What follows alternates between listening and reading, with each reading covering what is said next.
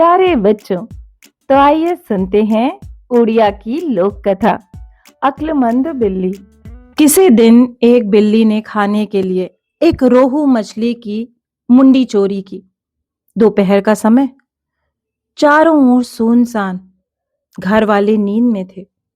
बिल्ली यह तय नहीं कर पाई कि वह मुंडी कहाँ ले जाए, इसलिए मुंडी को दरवाजे के कोने में लुढ़काया और वहीं बैठकर भुनी मछली की सुगंध लेते लेते सोचने लगी। इतनी बड़ी मुंडी मिलना तो भाग्य की बात है। आज का दिन जरूर उसके सौभाग्य का दिन है। देर तक सोच विचार के बाद उसने पक्का कर लिया कि किसी पेड़ की छाया में मछली का मजा लेना चाहिए। वहां सन्नाटा होगा और कोई संकट ना होगा। मुंडी को खूब सावधानी से जबड़े में दबाकर आहिस्ते आहिस्ते खिसकी। उसकी नजर चारों ओर घूमती रहती थी। कान चौकन्ने थे। वह एक बरगद के पास पहुंची। नीचे बैठकर खाना उसने पसंद नहीं किया। सोचा ऊपर चढ़कर जाना चाहिए ताकि किसी को डर न रहे।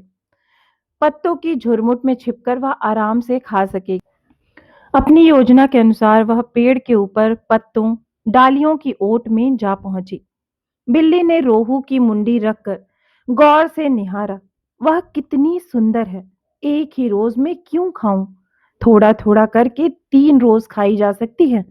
एक तो मछली का स्वाद 3 रोज लिया जा सकता है। दूसरे, 3 रोज खाने पीने की चिंता रहेगी ही नहीं। मछली को दांतों से दबाया, पर उसका जी नहीं हुआ उसे तोड़ने को। वाह, क्या खुशबू है! ताजा मछली है ना? और फिर नदी की। सोचते सोचते शाम हो गई। मछली की मुंडी को काट कर टुकड़े टुकड़े करना उसने नहीं चाहा। बिना पलक डुलाए मछली को एकटक ताक रही थी। वह तय नहीं कर पाई कि आज खाएगी या कल। ठीक उसी समय एक नेवला वहां आ पहुंचा। उसने बिल्ली से पूछा, अरे भाई, क्या ताक रही हो? कुछ है क्या? बिल्ली ने सोचा, यह तो बड़ी आफत आ गई। नेवले ने तो मुंडी को देख लिया है। अभी वह जरूर मुझसे छीन कर सारा खा जाएगा। उसके लिए हड्डी तक नहीं बचेगी।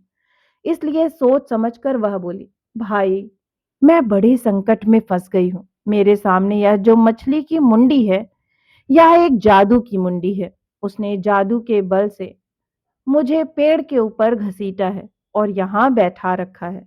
ना मैं इसे खा सकती हूँ और ना यहाँ से जा सकती हूँ। यह सब उसके जादू मंत्र का खेल है। मैं एक बेवकूफ निकम्मी बिल्ली बनी हुई हूँ। यहाँ से कैसे प्राण बचाऊं, यही सोच रही हूँ। इसके जादू के प्रभाव से मेरे अंग अंग निष्क्रिय हैं। बिल्ली की बात सुनकर नेवला पहले डर गया।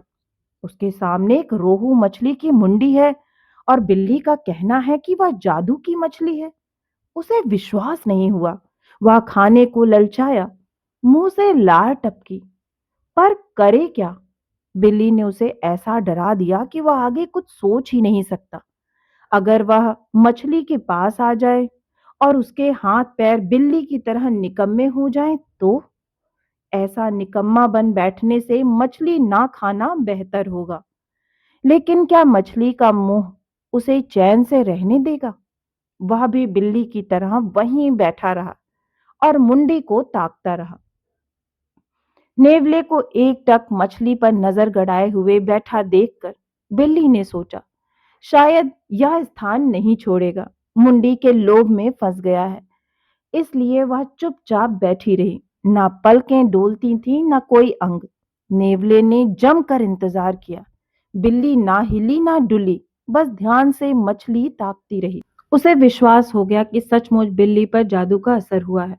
उसी वक्त जाने कहां से एक गिद्ध वहां आ पहुंचा। मछली की मुंडी देखकर उसके मुंह में भी पानी आ गया। पर क्या कारण है कि ये दोनों मांसाहारी यहाँ बेवकूफ की तरह इसे ताक रहे हैं?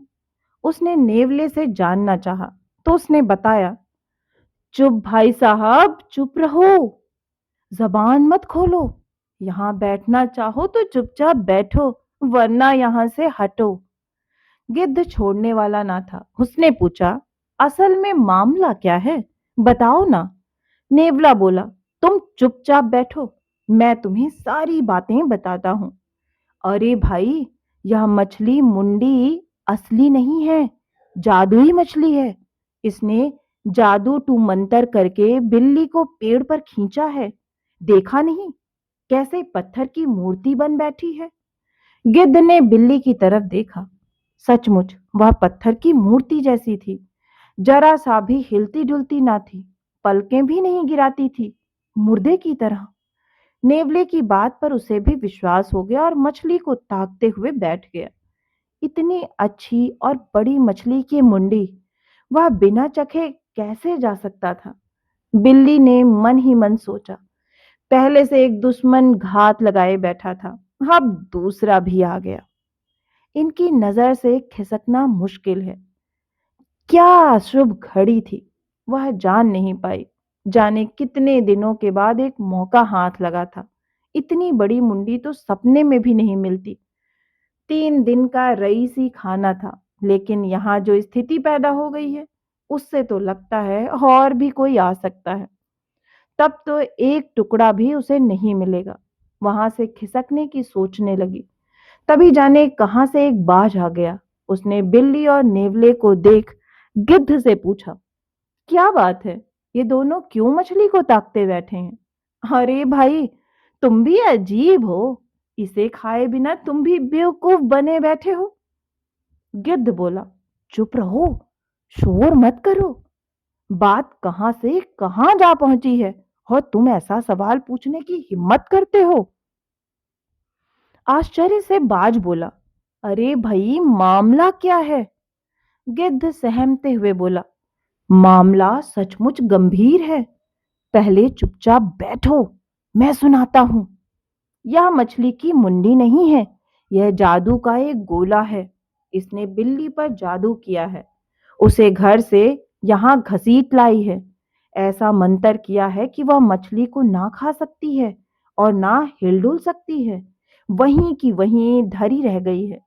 गिद्ध की बात सुनकर बाज ने मछली की ओर एक नजर डाली और बोला, वाह, कितनी बड़ी मुंडी है, आराम से 3 रोज का खाना मिल जाता। उसके मन में भी लोभ पैदा हो गया। उसे खाने की लालसा से वह भी उसे ताकते हुए वहीं बैठ गया। बिल्ली ने मन ही मन सोचा, नेवला, गिद्ध और बाज तीनों खाने के लिए बैठ गए हैं। इसे यहां से पार नहीं किया तो चौथा भी आ सकता है। अगर कोई मुझसे ज्यादा होशियार जानवर आ गया तो चौपट हो जाएगा। उसने एक तरकीब सोची, बोली, भाइयों, अब यह मछली मुंडी एक राक्षस बनेगी। उसकी आंखों में उस राक्षस की शक्ल दिखाई दे रही है। उसके दोनों हाथों में 2 तलवारें हैं। तलवारें उठाकर कह रहा है कि वह हमारा वध करेगा। आप लोग यहाँ रहेंगे तो जरूर मर जाएंगे। अगर जिंदा रहना चाहते हो तो यहाँ से फौरन भाग जाइए। बिल्ली की बात सुनकर गिद्ध तुरंत भाग खड़ा हुआ। बाज भी उड़ गया, लेकिन नेवला बैठा रहा। बिल्ली ने उससे कहा, नेवला भाई, मुझे बहुत डर लग रहा है। यह मुंडी बोल रही है कि वह हम दोनों को मारकर खाएगी। कोई उपाय सुनाओ, कैसे यहां से खिसकना है? नेवला बोला, आओ भागें। बिल्ली बोली, मैं कैसे जाऊं? मेरे हाथ पांव तो निष्क्रिय हैं, मैं चल नहीं सकती, हिल नहीं सकती। तुम जाओ, मेरी बहन को भेज दो, उसके सहारे मैं चल दूंगी। उस सामने वाले मकान में मेरी बहन रहती है। बिल्ली की बात पर विश्वास करके नेवला भी वहां से खिसक गया। सभी के चले जाने के बाद बिल्ली ने चैन की सांस ली। वह तुरंत वहां से भागी और एक अंधेरे कोने में बैठकर आराम से मछली खा गई। तो बच्चों, आपको ये कहानी कैसी लगी? मुझे आशा है कि आपको ये कहानी बहुत ही पसंद आई होगी। अगर आपको कहानी पसंद आई है तो इसे अपने दोस्तों के साथ शेयर करें। और हाँ, इसी तरह की मनोरंजक कहानियां सुनना चाहते हैं तो इस चैनल से जुड़ें और इसे सब्सक्राइब करना ना भूलें। फिर मिलती हूँ एक नई कहानी के साथ। तब तक आप सभी अपना खास ख्याल रखें।